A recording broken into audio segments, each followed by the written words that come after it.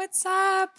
In case you missed it, I just put out a new single that I'm super excited about. And so I wanted to take some time tonight to just show you this session and invite you into my personal chaos that is making music. Please let Ableton work tonight and not crash. That would be so sick. Do do do do do. Got it. All right, where to begin? Let's just start from the beginning. Why not? It's a good place to start. Do a quick sound check. Oh, you can hear it? That's good. That's a great sign. We're off to a good start. The audio works.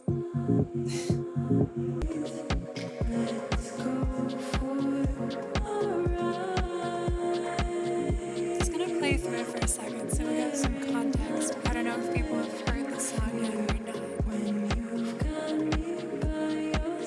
I always feel so awkward listening to my own music though.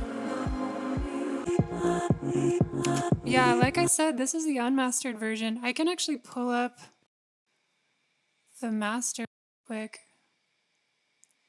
and play it to compare contrast. Oh shit, it's over here. Let me find this. Follow me. Just go ahead.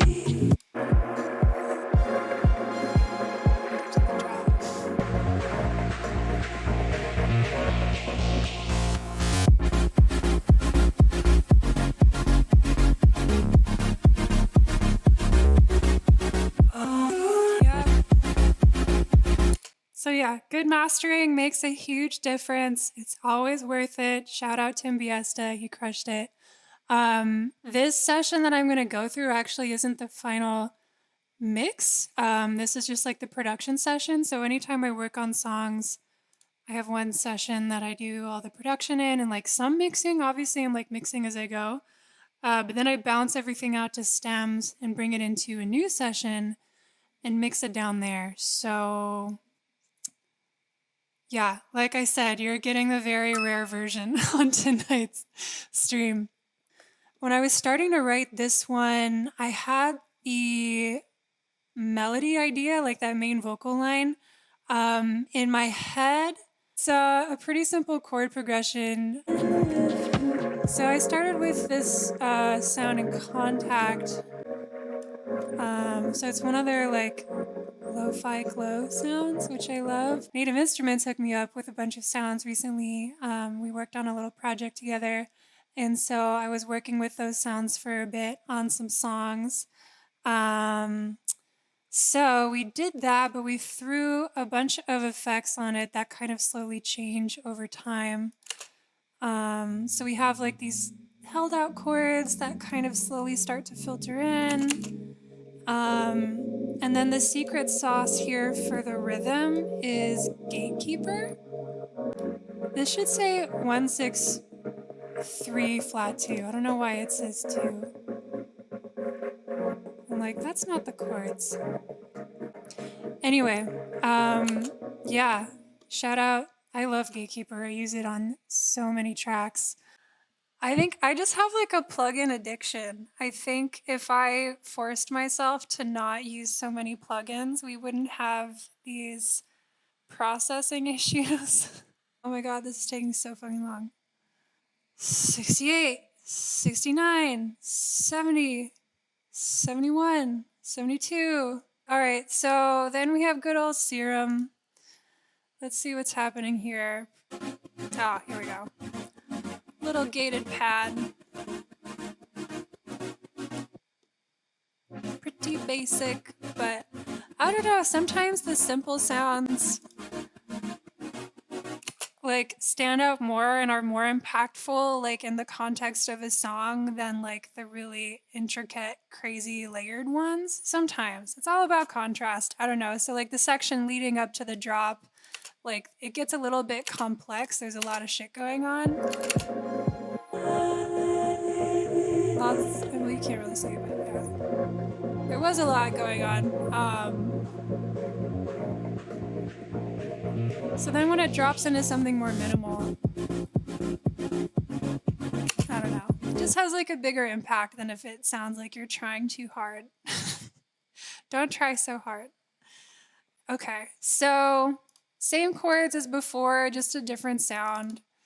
Very basic. If you want to see like the voicings and stuff, it's nothing too crazy. And then underneath that, there's another, I think it's another Serum bass. Should we refreeze this? How long is this going to take? Oh, this one's going to go faster. Okay. The bass is like stupid simple.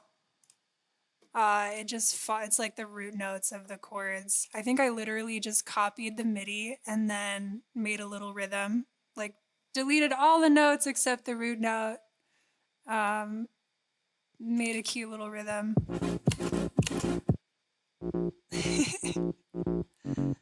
Fascinating. It's literally just a Serum preset. Don't judge me. I was working fast, okay? So, yeah. Okay, so that's kind of what's happening with like chords and the bass. Above this, I think this was stuff that I recorded from like the OB6. Yeah, that's correct. Stuff too. Let's talk about drums and then we'll talk about vocals. Okay, so drums, they're very simple. Again, little 4 on the floor, kick action. Oops. Here we go. With like a little side chain. It says shaker, but it sounds more like a, what's the word I'm looking for? It sounds more like a brush snare or something. And then we have this layered with, I don't even know what sample this is. Rare, all caps rare, Wambuka water, Darbuka percussion science reverb. Oh, I hope no one clips that. But I think I threw some effects on this. Yeah, so here's without. And then, yeah, I just put Redux on it. I cut the lows, OTT, and then sidechained it to the main like drum kit or whatever. And then on my whole drum group, I normally put, I love Wolf Compressor by Goodhertz. I don't know if any of you guys or gals or whoever uses this, but great compressor. I'm a fan. So here's what they sound like without. It's all right. And then with.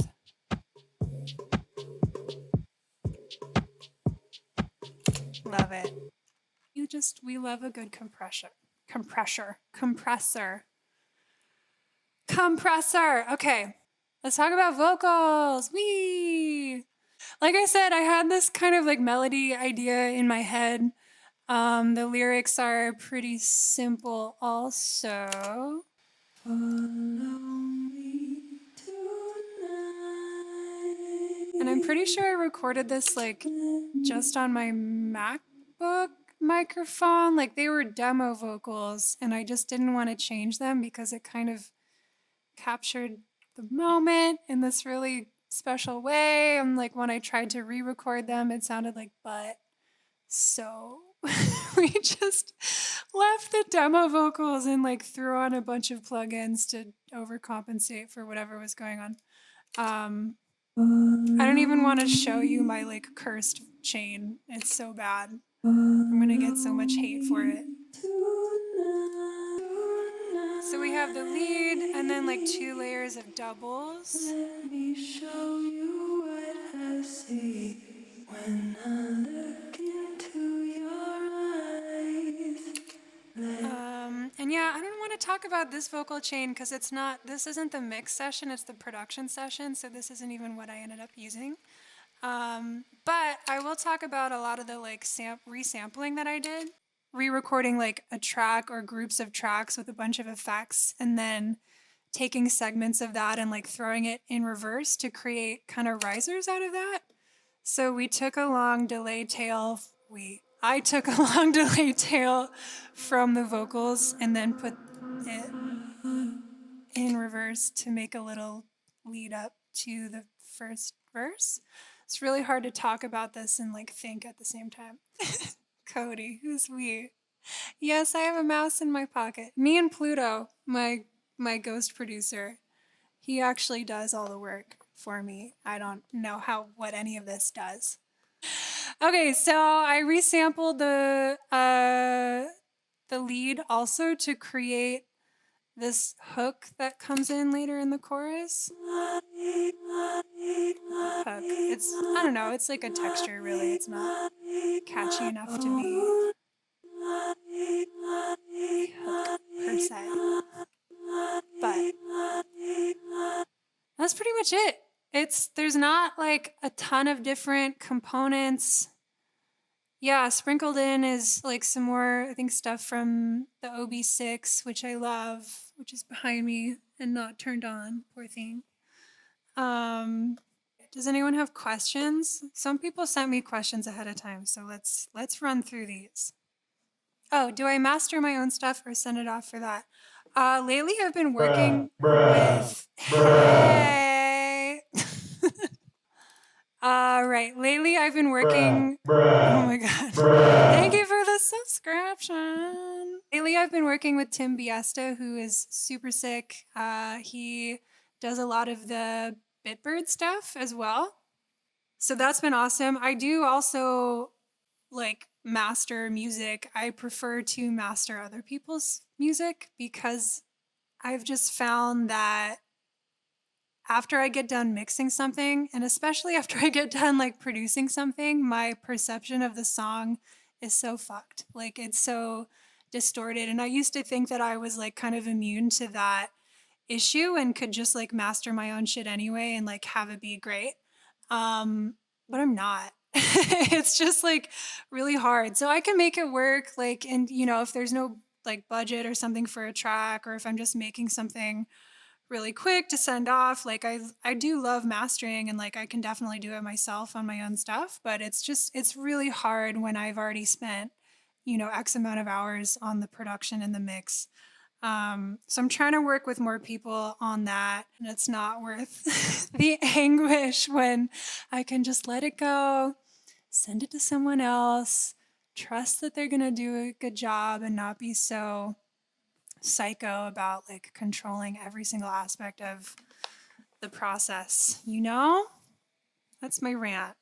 Okay, other questions? What else is here? Oh, how do I make dance music as good as you?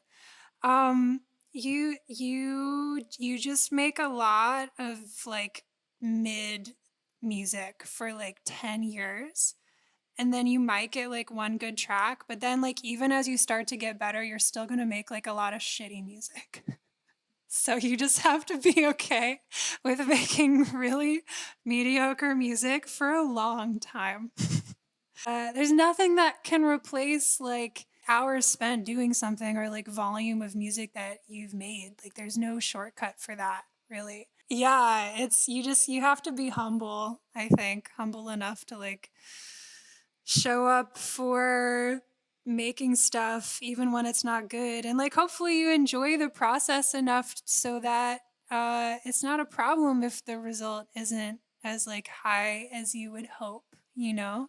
Yeah, just keep making lots and lots and lots and lots and lots of stuff. Don't get attached to any one idea either. Like I know when I see a lot of younger producers starting out, like people will be like, yeah, I've spent like, you know, 9 months on this track. And I'm like, whoa, like you should, you know, spend like 9 days tops maybe, but like keep it moving, like keep like experimenting and like making more things. You don't have to finish every single thing that you start. Like save that for the like rare ideas that you're like truly excited about, you know? Don't feel bad about not finishing stuff. It's okay. Don't tell my managers I said that. Oh, what was the hardest thing about this song? Ooh, that's a good question. This was one of those rare ones that like came out like the initial idea came out pretty quickly and easily. I think the hardest part was trying to take it from like that demo version to a more polished sounding, like finished song. And I know a lot of people can relate to that. Like I mentioned earlier with the vocals, like these were just demo vocals, and I tried so many times to re record them like on a nicer mic with a nicer pre and all that. And they just didn't sound as cool. It started to get that like I call it the like try hard vibe. It just sounds like you're trying too hard and it kind of loses its authenticity, or I don't know. So that's always been my biggest challenge is like I want to put out work that's polished and is as like good and elevated as a song can be, but I don't want it to lose that like initial magic that you like maybe felt when you were first creating it. Oh man, early Hudmo. Oof. That and like the Jai Paul, that record. You all know that record. What was it called? Famous leaked album. Like the way that shit is mixed is so crazy good to me, even though it's like not supposed to be good. It's good. It's magic. It's so good. I love that. I live for stuff like that. Any other questions or things? I mean, my mouse is like blinking at me because it's about to die.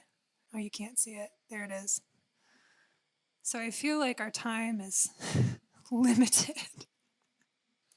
Shameless self promo. I'm just gonna play it. Whee! Everyone go stream it. I'm supposed to be promoting this.